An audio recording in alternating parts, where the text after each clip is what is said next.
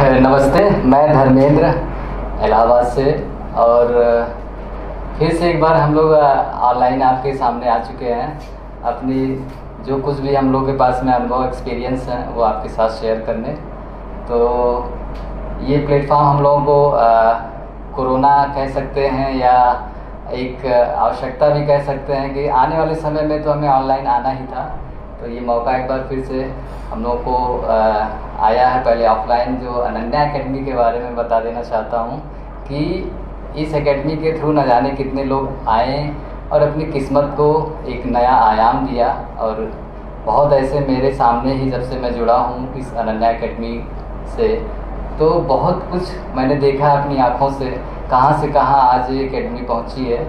और इसमें योगदान सारे टीचर्स की, फैकल्टी की और इसमें जितने स्टाफ के लोग हैं सबका कहीं ना कहीं विशेष योगदान रहा, जिसकी वजह से आज हम सब इस मुकाम पे पहुँचे हैं। और मैं आर्ट का टीचर हूँ, तो आर्ट के अलावा भी हम लोग बहुत एक गहराई से इमोशनली अटैच हैं इस जगह से, लोगों से।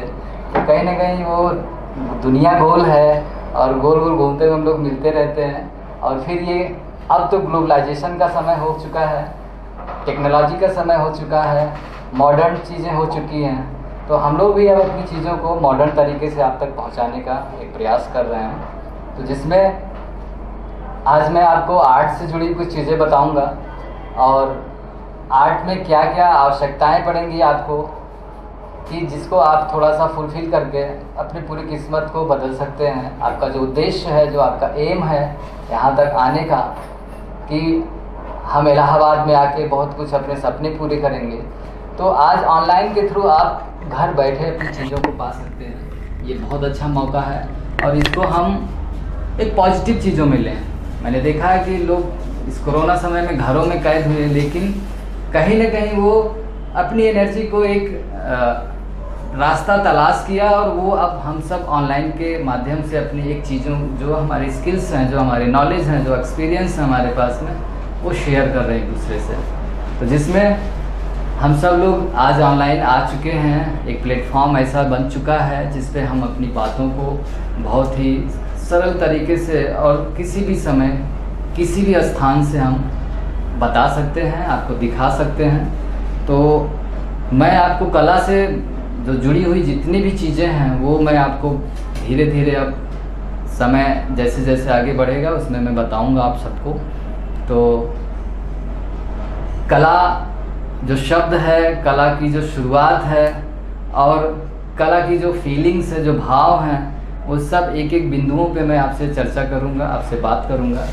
तो आज सबको मैं बहुत तहे दिल से थैंक्स कहता हूँ, धन्यवाद कहता हूँ। यहाँ बहुत सारे लोग बैठे हैं, जो मैं पहला मेरा आज यहाँ पे एक सेशन शुरुआत हो रही है, जिसमें शेखर भाई साहब को और कैमरा मैन भाई साहब को सबको थैंक्स बोलूँगा कि आज हम लोगों ने बहुत ही एक नया सिस्टम, नए टेक्नोलॉजी के साथ में हम अपडेट हो रहे हैं और एक नई ऊर्जा के साथ में अपने जीवन को, अपने उद्देश्य को, अपना जो हमारा मिशन है उसको हम एक आयाम दे रहे हैं। Thank you so much. तो चलिए बात करते हैं। तो चलिए शुरू करते हैं। हम सब लोग अब कला की बातें कुछ करते हैं, कला की जो महत्वपूर्ण बिंदुएं हैं उस पर हम कुछ चर्चा करते हैं और कुछ में कुछ डिमॉन्स्ट्रेशन भी आपको दूंगा कि कला होता क्या है, उसमें रेखाएं क्या होती हैं, उनका फीलिंग्स क्या होती है, उन सब पे भी मैं बातें करूंगा। तो सबसे पहले शुरुआत करता हूँ, आर्ट होती क्या है, आर्ट की फीलिंग्स क्या होती है। आर्ट को लोग तो बस एक साधारण तरीके से समझ जाते हैं कि कला केवल बस एक ऐसी दर्जे की चीज़ है जो जब बच्चा कुछ नहीं कर पाता है तो बोलते चलो तुम कलाकार बन जाओ, या कुछ ये सरल चीज़ कर लो जो इसमें दिमाग ना लगाना पड़े। लेकिन उनको ये नहीं पता होता कि दिमाग हमारे पास कितना होता है। दिमाग हमारे पास दो होता है, एक राइट ब्रेन होता है, एक लेफ्ट ब्रेन होता है। तो राइट ब्रेन हमारा जो होता है कैलकुलेटिव होता है, लेफ्ट ब्रेन जो होता है हमारा ये इमोशन से, फीलिंग से जुड़ा होता है। तो कलाकार के पास फीलिंग्स होती है। अगर ब्रेन भी उसका अच्छा हो जाए, जैसे माइकल एंजेलो आर्टिस्ट था जिसने मोनालिसा की पेंटिंग्स बनाई थी, उसका ब्रेन एक साइंटिस्ट का भी था, क्योंकि वो साइंटिस्ट भी था, वो फिलोसफर भी था, वो म्यूजिशियंस भी था, वो दोनों हाथ से एक साथ लिखता था। उसको वंडर ऑफ द एज कहा गया है, यूरोप का, इटली का। तो ऐसा आर्टिस्ट था जो कि गणितज्ञ भी था, जो कि साइंस, वो 15वीं शताब्दी में ही उसने ये जो आज हम देखते हैं 21वीं शताब्दी में कि लड़ाकू विमान हुआ तो और मिसाइल्स हुआ, ये सब उसी समय डिज़ाइन करके वो दे दिया था। आज वो सारी चीज़ें हमारी क्या हो रही हैं कि वो उसको एक रूप दिया गया, टेक्नोलॉजी के साथ जोड़ा गया। तो रेखाओं का जो यूज़ था उसने पहले बनाया था। तो आर्ट जो होती है हमारी, राइट और लेफ़्ट दोनों ब्रेन का अगर संतुलन बन जाए तो आर्टिस्ट तो बहुत बड़ा कुछ क्रिएट कर सकता है। और दूसरी चीज़ें मैं एक थोड़ा सा बताना चाहूँगा कि आर्ट अभी हमारा पूरी तरह से जो अवेयरनेस होना चाहिए सोसाइटी में, हमारे जो देश में, उसकी थोड़ी सी कमी रह गई है। तो उसको भी सबसे ज़्यादा ज़रूरत है कि सही करने की। एक टीचर आर्ट का जाता है बन के, आप सभी लोगों में टीचर बन के जाएगा स्कूल में, लेकिन वो टीचर जाके गणित पढ़ाता है, इतिहास पढ़ाता है, भूगोल पढ़ाता है, आर्ट को वहीं पे ही ख़त्म कर देता है जाके। तो मैं चाहता हूँ आप लोग थोड़ा सा आर्ट की नॉलेज भी सीखिए, थोड़ा सा थ्योरी भी सीखिए, थोड़ी प्रैक्टिकल भी सीखिए, क्योंकि मेरे पास स्किल आपको प्रैक्टिकल भी सिखाने की है। तो मैं आप लोगों को इतना ज़रूर कहूँगा, थ्योरी की जो नॉलेज है वो तो साथ साथ में थोड़ी सी मैं आपको प्रैक्टिकल की भी चीज़ें, रेखाओं के बारे में भी बताऊँगा, ताकि आप जाएँ तो वहाँ आर्ट को थोड़ा सा बच्चों को कुछ तो सही दे सके जाके। तो आप टीचर बनने आए हो, आपका वेलकम, स्वागत है सारे लोगों को। आप भविष्य में बच्चों को कुछ देने के लिए आ रहे हैं, एक टीचर की बहुत बड़ी गरिमा होती है। तो मैं भी आज आप लोगों को कुछ अपने अनुभव बताऊंगा। पिछले मैं 2009 से इलाहाबाद विश्वविद्यालय में एज ए गेस्ट फैकल्टी में पढ़ा रहा हूं, और आज मैं एकेडमी, चूँकि ये घर की है, हमारी सिस्टर और दीदी यहाँ की जो मेन ओनर हैं वो एक क्लोज़ दोस्त रह चुके हैं, और वो रिलेशंस कहीं ना कहीं एक रिश्ता जो जुड़ाव है अपनी जगह से तो खींच के लाता रहता है इस जगह पे। तो मैं इसलिए यहाँ आया हूँ, नहीं तो आपको बताऊँ, मुझे पेंटिंग से ही फुर्सत नहीं मिल पाती है। मैं दिन रात पेंटिंग करता रहता हूँ। अभी भाई साहब का फ़ोन आया कल से परसों से, तो मुझे आना पड़ा आप लोगों के बीच में। तो मैं आप लोगों को आर्ट से जुड़ी हुई जो भी चीज़ें हैं मैं उसको फीलिंग के साथ में बताऊँगा, एथेंटिक जो मेरे पास में जितने एविडेंस हैं उसके साथ में बताऊँगा। मैं आपको ऐसे खाली इतिहास पढ़ के या भूगोल पढ़ के मैं आपको नहीं समझाऊंगा कि आप सारे लोग वो रटी रटाई चीज़ों को पढ़ के और जाके कहीं पे भी जाएंगे तो वो सारी चीज़ें एक प्रदूषण ही होते हैं। तो मैं चाहूँगा कि आप एथेंटिक चीज़ें सीख के जाएं, सही चीज़ सीख के जाएं, और कला होती क्या उसे फील करके जाइए। अब मेरे पास में जो भी बच्चे अभी तक जुड़े हैं, बहुत बच्चे मैं कह रहा हूँ कि डिग्री कॉलेजों में प्रोफेसर हो चुके हैं, पढ़ाए गए हैं मेरे ही द्वारा यूनिवर्सिटी में। और कितने बच्चे अभी हर साल जो है कुछ यूनिवर्सिटी में से ही निकलते हैं सारे, कोई प्रोफेसर बन रहा है तो कोई इंटर कॉलेज में प्रवक्ता बन रहा है। तो हम लोग कभी उसकी गिनती नहीं रखे हैं कि कितना बच्चा कब आया कब गया, क्योंकि हमें कोई ज़रूरत नहीं है। जो बच्चा हम लोगों से जुड़ा रहता है तो वो बहुत कुछ पूरे जीवन भर सीखता रहता है, और सीखना तो हमें भी है, यहाँ सीखने ही आए हैं, बट हमारे पास आपसे ज़्यादा कुछ अनुभव है इस फील्ड में। तो मैं चाहूँगा कि मैं अनुभव आपके साथ शेयर करूँ। तो कला के बारे में जो बातें हो रही हैं, लियोनार्डो दा विंची ने जो काम किया है, वो ब्रेन को उसने जो डेवलपमेंट दिया है, उसमें कला को उसने किस तरह से महसूस किया है, मैं भी आपको बताना चाहता हूँ कि कला, हर चीज़ कला है। आप बैठते कैसे वो भी एक कला है, आप सुन कैसे रहे हो वो भी एक कला है, आप कैसे खा रहे हो, चल रहे हो, फिर रहे हो, बातें कर रहे हो, हर चीज़ कला है। 64 प्रकार की कला है। लेकिन कुछ कलाएं हैं जो हम देख के महसूस करते हैं, फील करते हैं। जैसे यहाँ ग्रीन पर्दा लगा है, अब ग्रीन पर्दा ही क्यों लगा है आप पूछ सकते हैं। क्यों नहीं यहाँ पे येलो लग गया होता, क्यों नहीं यहाँ ब्लू लग गया होता, क्यों नहीं यहाँ काला लग गया होता, वाइट लग गया होता, ग्रीन ही क्यों लगा यहाँ पे। ग्रीन क्या क्या होता है, इसकी जो कह सकते हैं कि डेंसिटी होती है, इसकी जो क्षमता होती है, इसका जो कलर का फ्रीक्वेंसी होती है, आँखों को पहले तो सुकून देता है। दूसरा ये विकास का एक द्योतक होता है, डेवलपमेंट कराता है ग्रीन। तीसरा ये टेक्नोलॉजी की दृष्टि से ग्रीन मैट जो बिछाई जाती है, बैकग्राउंड में लगाई जाती है, उसमें आज डिजिटल में जितनी आप देखते हैं, जैसे बाहुबली फिल्म शूट हुई है, बाहुबली में आप देखेंगे बहुत ढेर सारे झरने लगे हैं। वो झरने एक्चुअली में नहीं हैं, वो ग्रीन मैट में सब शूट किए गए हैं। वो फिल्म केवल एक छोटी छोटी जगहों पे बनी है, आपको लगेगा झरना पहाड़ वो सब क्रिएट किए गए हैं। तो बैकग्राउंड में मैं खड़ा हूँ यहाँ पे, मेरे बैकग्राउंड में चाहे तो मैं पहाड़ पे खड़ा हो सकता हूँ, अब चाहूँ तो मैं किसी समुंदर के अंदर खड़ा हो सकता हूँ, मैं कहीं पे भी खड़ा हो सकता हूँ। ये टेक्नोलॉजी की देन है। तो ये कलर्स जो हैं ये भी कुछ कहते हैं, उसकी एक बातें होती हैं कुछ। आज साइंस भी, थेरेपी भी हो रही है कलर पे। कलर्स के थ्रू आप देखेंगे एक्यूप्रेशर में कितनी थेरेपी हो रही है। तो कलर्स की बहुत बड़ी एक कह सकते हैं कि आवश्यकता। मैं देखिए इसमें आपको देखिए मेरे वाइट रंग की एक अंगूठी है। वाइट का मतलब क्या होता है, ये कि एक स्टोन है, ये ज्योतिष शास्त्र है। ज्योतिष शास्त्र में ये वाइट कलर का स्टोन का कुछ इफेक्ट शुक्र ग्रह से पड़ता है। तो शुक्र ग्रह जो है मेरे जो कोई कला की देवता होते हैं माने जाते हैं, वो पूरा चेंज करते हैं वातावरण को, आपके अंदर की जो एनर्जी है उसको और इन्हेंस करते हैं। तो ये प्रभाव है रंगों का, इस कलर का प्रभाव होता है। तो कला में रंगों का भी बहुत बड़ा योगदान है। बिना रंग के कला कह सकते हैं कि शरीर है तो आत्मा नहीं है, एक तरह से ही समझ सकते हैं। तो रंग से ही पेंटिंग होती है। बाकी अगर रंग नहीं उसमें भरा गया है तो वो रेखा चित्र होगा। रेखा चित्र क्या होता है, रेखा हमारी इंडिया की कह सकते हैं आर्ट जो मानी गई है वो रेखा प्रधान कला है। बिना रेखा के हमारी कला अधूरी है। और वेस्टर्न क्या है, जो विदेशी कला है वो छाया प्रधान कला है। वहाँ पे शरीर को पूरा दिखाया गया है, न्यूडिटी को ज़्यादा दिखाया गया है। लेकिन इंडिया में क्या है, शरीर तो हमारा जो न्यूडिटी है वो हमारा सीने के नीचे ढका गया है, बट हम बहुत पहले से भी मॉडर्न रहे हैं और रेखाओं से केवल भाव दिखाए गए हैं। केवल रेखाओं से ही सारे इमोशंस को बताया गया है। जैसे अजंता केव्स में आप देखोगे तो अजंता की गुफा में भी रेखाओं के द्वारा ही सारा चित्रण हुआ है, जिसमें इवन एक ग्रिफिथ्स जो विद्वान थे यूरोप से आए थे, उन्होंने एक बात बोली थी अजंता गुफा के चित्रों को देख के कि पूरा यूरोप कह सकते हैं, इटली में जो आर्ट थी, यूनान में जो आर्ट थी, पूरा कहते हैं कि वहाँ की जितनी भी कलाएं हैं, लाख वहाँ के आर्टिस्टों ने जान डाल दिया हो चित्रों में, शरीर के मसल्स में, लेकिन वो भाव जो यहाँ की रेखाओं में देखा उन्होंने। गुफा नंबर 16 में जब अजंता केव्स में महात्मा बुद्ध की कहानी एक आती है कि जब महात्मा बुद्ध का जो वो मौसी का लड़का था नंद, जब उसको महात्मा बुद्ध ने ज्ञान दे दिया कि तुम भी अब बुद्धिस्ट हो जाओ, मॉन्क बन जाओ, तो वो जब वो उसी शरीर धारण जब वो मनुष्य राजा के रूप में था, तो उसने क्या किया कि सारा त्याग के संन्यास ग्रहण कर लिया।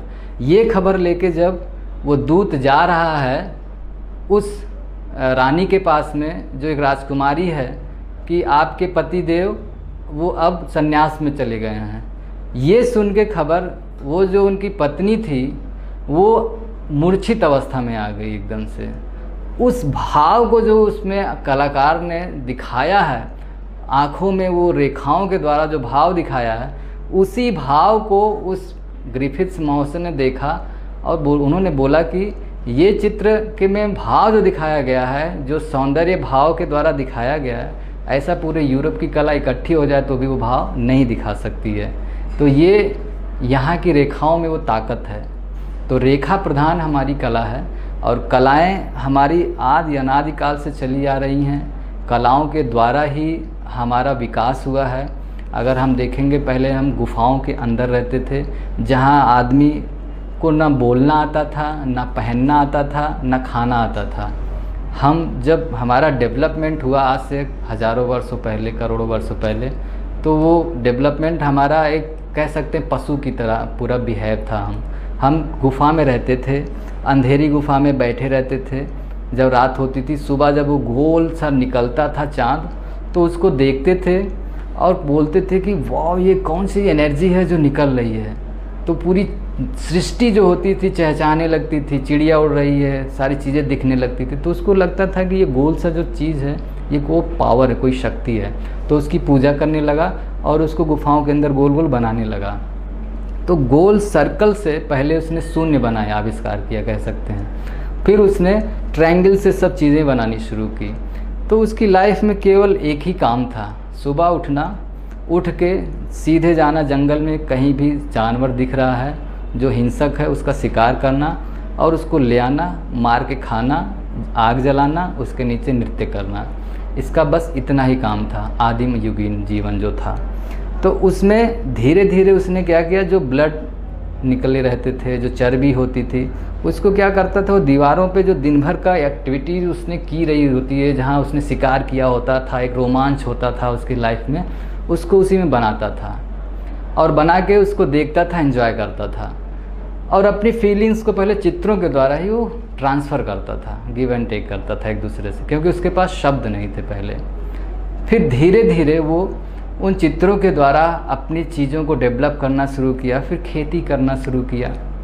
तो एग्रीकल्चर जब उसके लाइफ में आया तो उसके अंदर ठहराव आया, नहीं तो पहले वो खाना बदोश जीवन जी रहा था। वो क्या करता था, आज यहाँ से वहाँ, वहाँ से कल परसों, ऐसे जहाँ जानवर मिलते थे मार के खाने के लिए, जहाँ कल फल फूल मिल जाते थे, थोड़ा ठिकाना मिल जाता तो वहीं रुकता था, नहीं तो आगे बढ़ जाता था। तो उसने एग्रीकल्चर शुरू किया। एग्रीकल्चर में क्या हुआ कि उसने रहन सहन उसका बदला, कुछ जानवर पालना शुरू किया ताकि वो उनसे अपना यूटिलाइज़ कर सके, उनसे मिल्क दूध ले सके, उनके चमड़े को यूज कर सके, उनके अंडे को यूज कर सके, उनके एवरीथिंग एग्रीकल्चर में खेती में यूज कर सके। फिर साथ से जो बर्तनों का यूज करना शुरू किया, बर्तन मिट्टी के बनाने शुरू किए, उसको डेकोरेट करना शुरू किया। फिर कपड़े वो छाल बनाना शुरू किया, फिर उसमें भी डेकोरेशन किया, फिर ज्वेलरीज बनाना शुरू किया, एवरीथिंग। तो आर्ट धीरे धीरे उसके अंदर एक डेवलपमेंट लाना शुरू की और धीरे धीरे वो डेवलपमेंट करते करते करते करते आगे बढ़ा। इंडस वैली कैसे, जैसे हमें कहते हैं सिंधु सभ्यता। सिंधु सभ्यता से पहले वैदिक युग कहते हैं कुछ लोग कहते हैं वैदिक काल सिंधु सभ्यता के बाद आया, लेकिन उसमें हमें पढ़ने की ज़रूरत नहीं है, हमें आर्ट से मतलब है, चाहे जब जो कुछ आया रहा हो, लेकिन आर्ट कब किस समय क्या हुआ है। तो वैदिक काल में क्या हुआ आर्ट का, जब महाभारत था, जब कृष्ण का समय था या राम का समय, रामायण में कला कहाँ यूज हुआ। और कुछ हमारे जो बड़े बड़े, चाहे कालिदास हुए, चाहे तुलसीदास हुए, चाहे इन लोगों ने कला का कहाँ कहाँ वर्णन किया है, उन सब पे हम लोग थोड़ी थोड़ी बातें करेंगे। तो इंडस वैली जो रही है, सिंधु सभ्यता जिसे कहते हैं, उसमें आप देखेंगे मृदभांड कला बहुत फेमस हुई है। उसमें रहने का ढंग उनका पूरा बदल गया था। उनके जो कहते हैं सड़कें थी उस समय की, उस समय लंदन की सड़कें भी उतनी अच्छी नहीं थी जितनी अच्छी वहाँ पे सिंधु सभ्यता की सड़कें बनी थी। किधर आपके घर का द्वार होना चाहिए, किधर आपका निकासी होना चाहिए, किधर से सड़कें जानी चाहिए, वो सब बहुत प्लानिंग था उनका और बहुत बहुत अच्छे से वो लाइफ स्टाइल कहते नगर व्यवस्था डेवलप किए हुए थे। तो उसमें कला का अगर हम बात करते हैं तो जो मूर्तियाँ कुछ मिली हैं, जैसे हड़प्पा की, मोहनजोदड़ो की बात करते हैं कि वो लोग उस समय किस देवी देवता की पूजा करते थे। तो जिसमें पशुपतिनाथ की बात आती है, तो पशुपति की, उसमें एक योगी की मूर्ति मिली है जिसमें दुशाला ओढ़े हुए खड़ा हुआ है, वो बहुत फेमस है। एग्ज़ाम्स में सबसे ज़्यादा वो क्वेश्चन पूछा जाता है कि दुशाला ओढ़े योगी की मूर्ति कहाँ से मिली है, तो आप वहाँ बताएंगे मोहनजोदड़ो से मिली हुई है। तो ये सब मूर्तियाँ कुछ हैं, उस पर हम बहुत सारी चीज़ें धीरे धीरे आपको एक एक पॉइंट्स पे आएंगे, बट मैं आज थोड़ा सा आपको इंट्रोड्यूस करना चाह रहा हूँ कि कितने सिलेबस में हमारी चीज़ें हैं जिस पे हमें टच करना रहेगा चल के।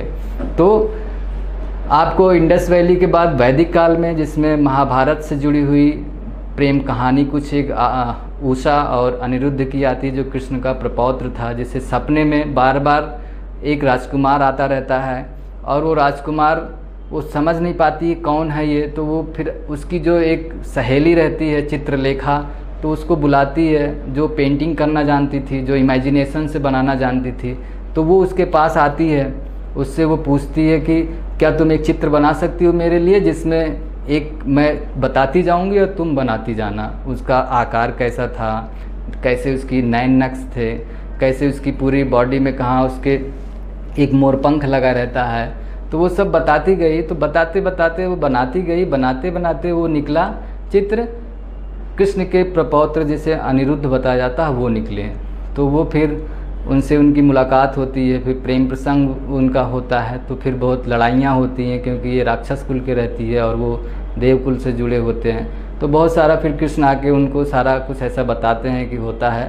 तो ऐसी बहुत कहानियाँ हैं। तो उसमें चित्रलेखा का नाम पूछता है अक्सर कि ये चित्रलेखा कौन थी, तो जो आप बता सकते हैं कि चित्रलेखा महाभारत काल के समय में उषा की सहेली थी, या दासी भी लोग कहते हैं, ऐसा थी वो।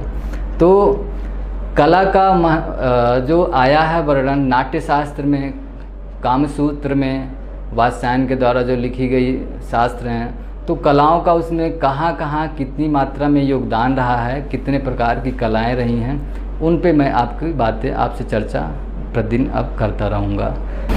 ओके, तो कला के बारे में आपको मैं बात करना चाहता हूँ। कला हमारी मुख्यतः कहते हैं कि 2 प्रकार की होती है, और कला की परिभाषा के बारे में मैं आपको बता दूं उससे पहले कि कला को हम परिभाषित जो करते हैं वो किन शब्दों में करते हैं।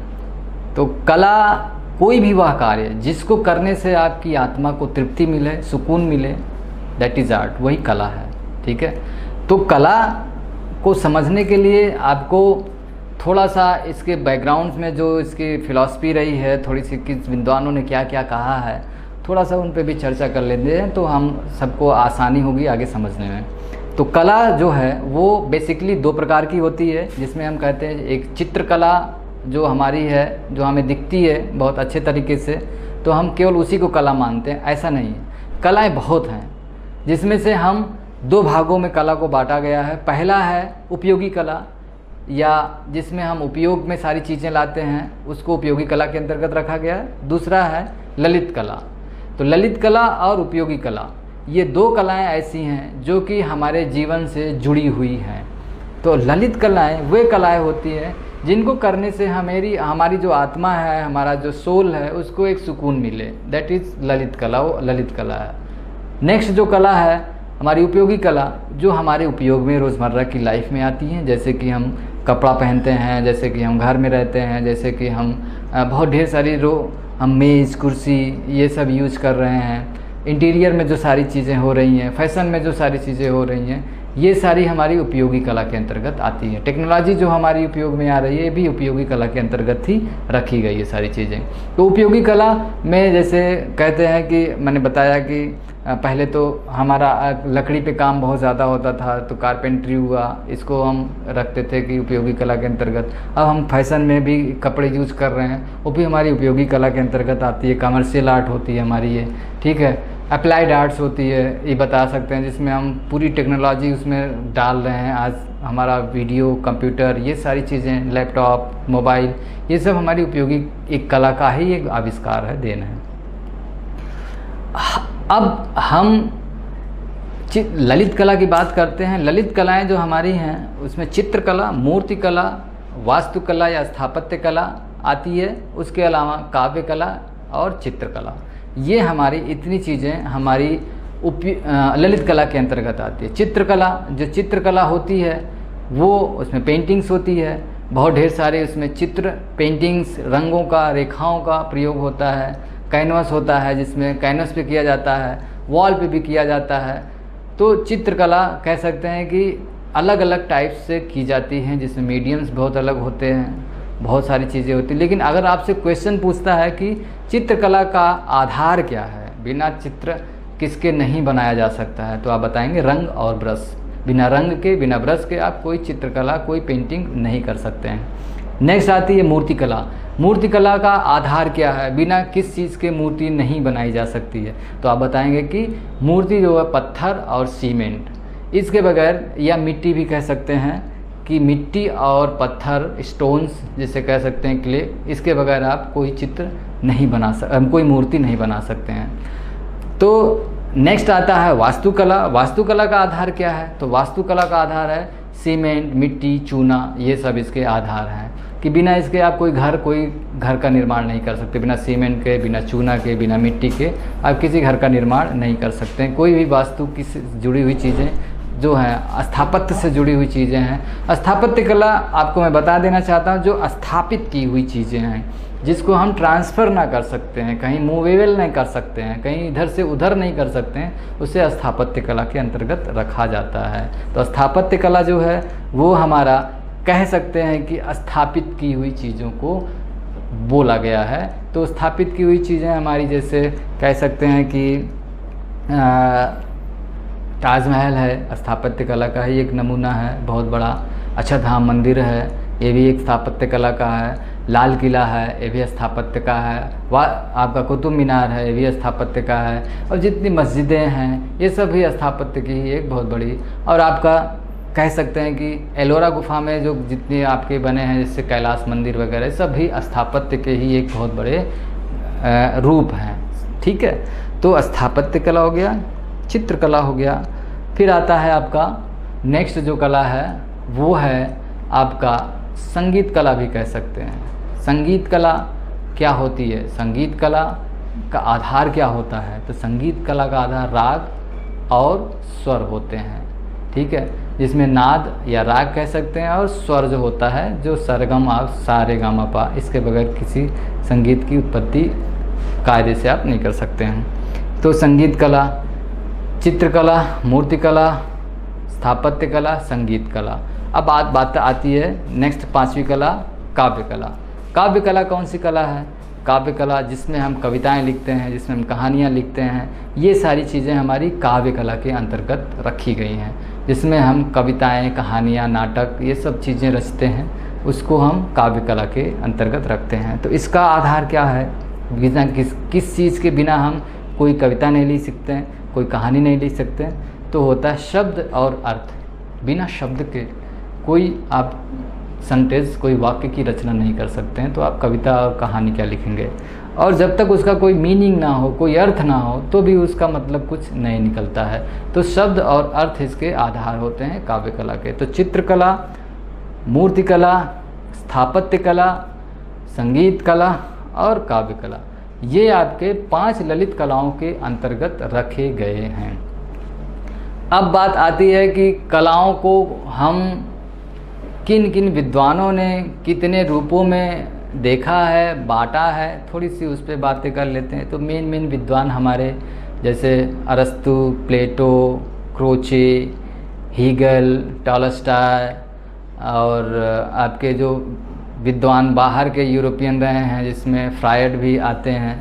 तो इन लोगों ने, विद्वानों ने अपने अपने हिसाब से कला को देखा है और उसके बारे में अपनी विचारधारा, अपनी परिभाषा को परिभाषित किया है।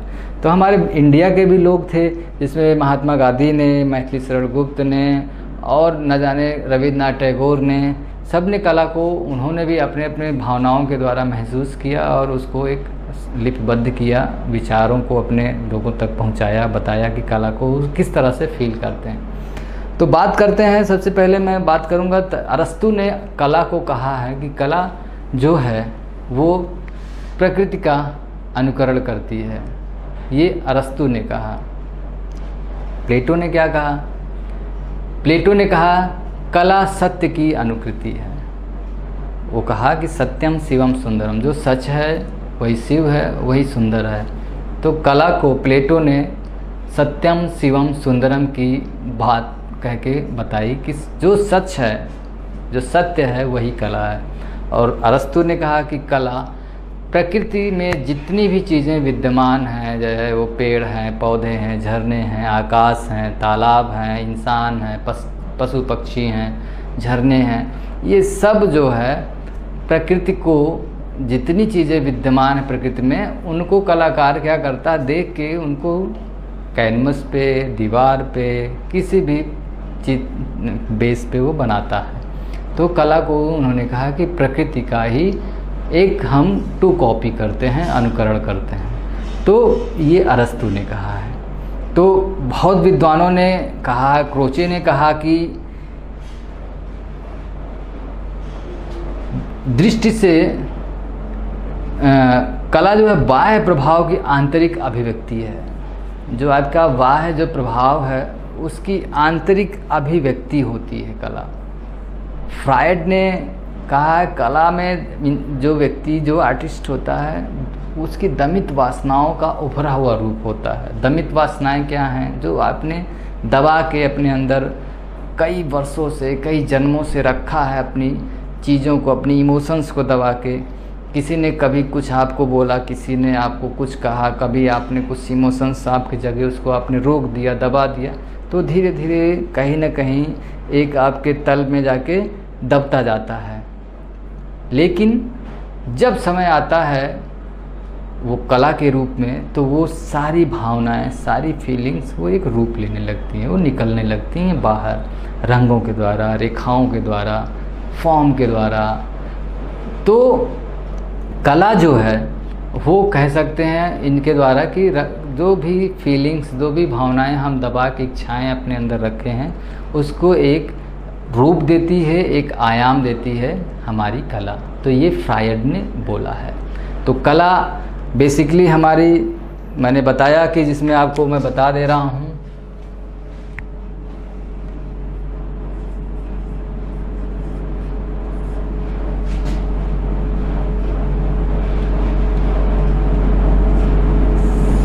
आप इस तरह से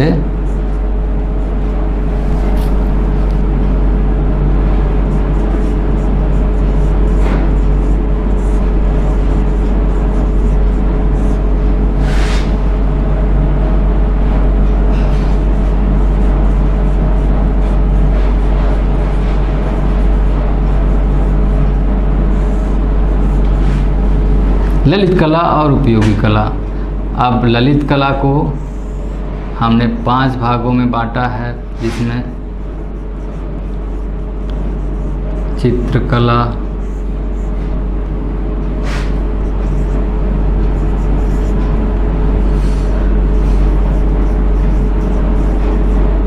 मूर्तिकला,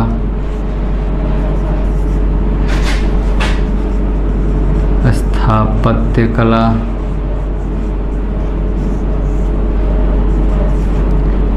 और आपका संगीत कला,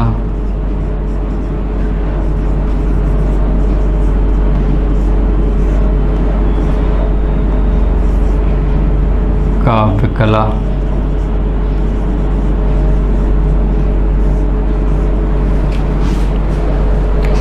1 2 3 4 5, ये आपके 5 ललित कलाएं हैं। इसमें से भी इसको 2 भागों में किया गया है।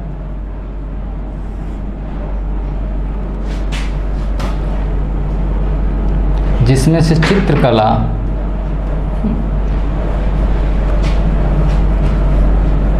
मूर्तिकला, स्थापत्य कला, ये 3 कलाएं आपकी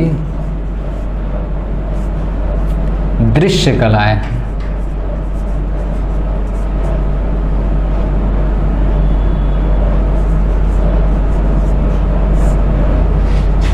बाकी ये 2 जो कलाएं हैं श्रव्य कलाएं हैं, मतलब सुनने वाली कला है। संगीत आप सुनते हैं, चित्र आप देखते हैं, ठीक है। उपयोगी कला में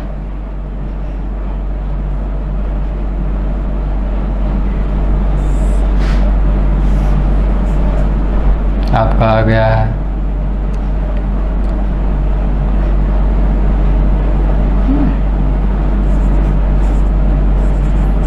बढ़ई गिरी,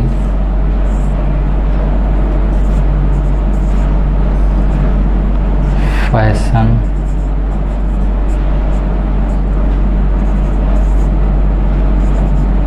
वास्तु,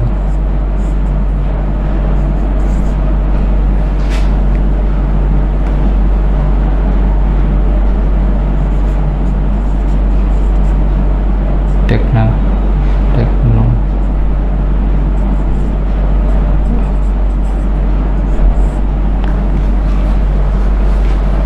ये आपकी इतनी कलाएं जो आपकी हैं, आपको दिखाई दे रही होंगी शायद, जो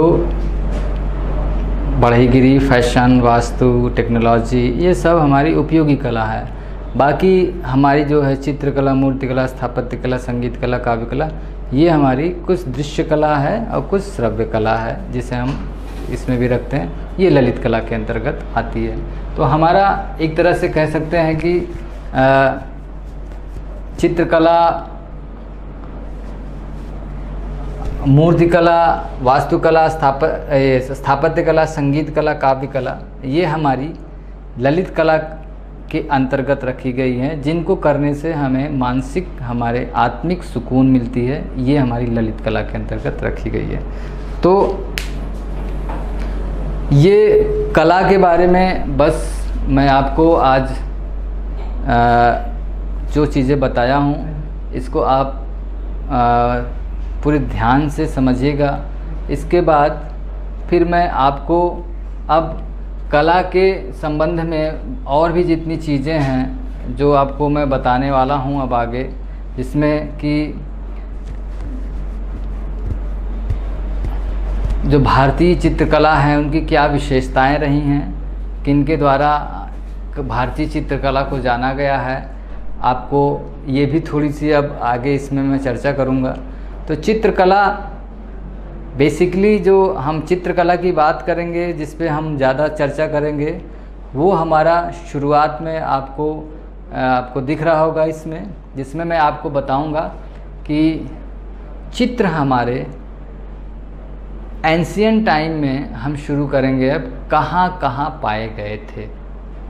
तो उस पे अब हम आगे बात करते हैं, जिसमें प्रागैतिहासिक काल के बारे में अब हम चलेंगे, जिसमें प्रागैतिहासिक काल में सबसे पहले चित्र कहाँ प्राप्त हुए, जिसमें हम बात करेंगे कुछ गुफाओं के बारे में जो भारत में हैं, कुछ यूरोप के देश में हैं, जिसमें हम बात करेंगे कि जो अल्तामीरा गुफा है उसको सबसे पहले हमारी एक 5 साल की जो बच्ची बताते हैं मारिया सांतोलो नाम की थी, उसने सबसे पहले उस गुफा को देखा। उसमें जो चित्र प्राप्त हुए, उसमें जो आकृतियाँ देखी गईं, वो किससे जुड़ी हुई थी, किस पशु से जुड़ी हुई थी, उसमें ये बातें हम आपको अब गुफाओं से जुड़ी हुई जितनी चीज़ें हैं उस पर हम बात करेंगे। तो भारत में कब चित्र उसके बाद देखा गया, तो हमारी मिर्ज़ापुर की जो जितनी गुफाएं हैं वहाँ बताए जाते हैं कि वहाँ पे उसके बाद देखा गया। तो जिसमें हम अल्तामीरा गुफा, लास्को गुफा जो यूरोप की हैं, उसके अलावा और भी गुफाएं वहाँ पे प्राप्त हुई हैं, उसमें किस प्रकार के चित्र मिले हैं, उन पे भी थोड़ी थोड़ी बातें हम अब आपसे करेंगे। तो हम अभी भारत में थोड़ी सी चर्चा करते हैं कि जो भारत में हमारी गुफाएं प्राप्त हुई हैं प्रागैतिहासिक काल से जुड़ी हुई, जिसमें हम अपने उत्तर प्रदेश से और मध्य प्रदेश की जो पहाड़ियां हैं, कुछ जो गुफाएं हैं, उनमें हम कुछ चित्र जो प्राप्त हुए हैं उनसे जुड़ी हुई कुछ चीज़ें हम उस पर चर्चा करेंगे अब। और कुछ साउथ के स्थान हैं दक्षिण में जो बताए जाते हैं कि एक जगह है बेल्लारी जगह है, वहाँ पे बहुत सारे चित्र प्राप्त हुए, बहुत अवशेष प्राप्त हुए। कहते हैं कि हस्त कुठार सबसे पहले वहीं प्राप्त हुई। तो उन जगहों को भी आपको जानना पड़ेगा, समझना पड़ेगा। तो प्रागैतिहासिक काल जो कहा गया है उसको 3 भागों में बांटा गया है। एक कहा जाता है कि पुरापाषाण काल, मध्य पाषाण काल और नवपाषाण काल। तो पुरापाषाण काल में क्या क्या प्रयोग करता था आदिम युगीन आदमी, तो वो प्रस्तर युग था, जिसमें पत्थरों से वो औजार बनाना सीखा था, पत्थरों से वो हथियार बना के शिकार करने जाता था। तो उसके बाद मध्यकाल में आता है, जिसमें थोड़ा सा उसकी बुद्धि विवेक डेवलप हुई है, और नवपाषाण काल में उसने अग्नि की खोज कर ली थी। और अग्नि नवपाषाण काल की ही देन है, जिसमें अग्नि के द्वारा वो पकी हुई चीज़ों का प्रयोग करना शुरू कर दिया था। तो अब आज का मुझे लगता है कि आपका सेशन ये यहीं पे मैं आज रोकता हूँ आपसे। फिर नेक्स्ट सेशन में मैं आपको बात करूँगा नेक्स्ट विषय पे। आज मैं आपको कला के बारे में कुछ उसकी जो अवधारणाएँ थी, जो परिभाषाएँ थी, उसको थोड़ा सा मैं बताया, और कुछ कला की जो भाग हैं उसके बारे में कुछ मैंने आपसे चर्चा की। तो उसको आप थोड़ा सा अपने माइंड में रखेंगे। फिर नेक्स्ट में जब आपसे क्लास में आएंगे तो उस पर बातें करेंगे। Thank you so much.